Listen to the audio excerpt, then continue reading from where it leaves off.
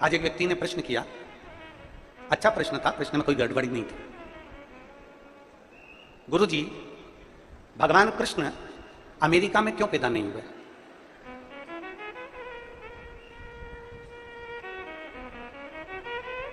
भगवान कृष्ण चीन में क्यों पैदा नहीं हुए? भगवान कृष्ण विदेश में क्यों नहीं जन्मे? क्यों पैदा नहीं? हम उस बेटे से कहना चाहते हैं, हम उस बेटी से कहना चाहते हैं कि तुम्हारा प्रश्न है कि भगवान अमेरिका में क्यों नहीं जन्मे, भगवान विदेश में क्यों नहीं जन्मे?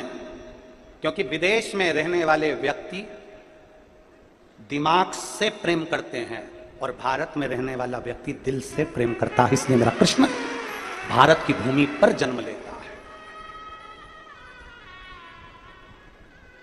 कृष्ण अमेरिका में इसलिए नहीं जन्मे क्योंकि वहां के लोग दिमाग से प्रेम करते हैं। ये इससे मुझे क्या फायदा होगा, इससे मुझे क्या लाभ होगा?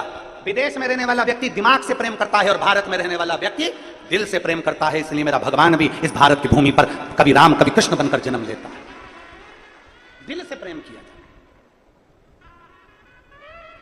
यहां भाई भाई से प्रेम करता है, यहां एक स्नेह जनमानस का रहता है, एक स्नेह।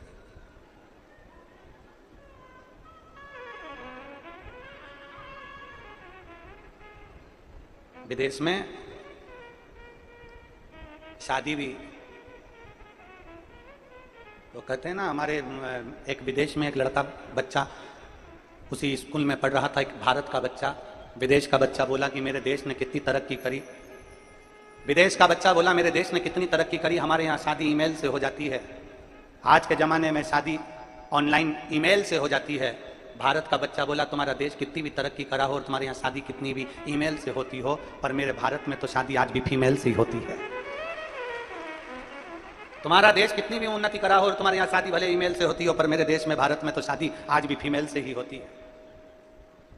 भारत भारत है।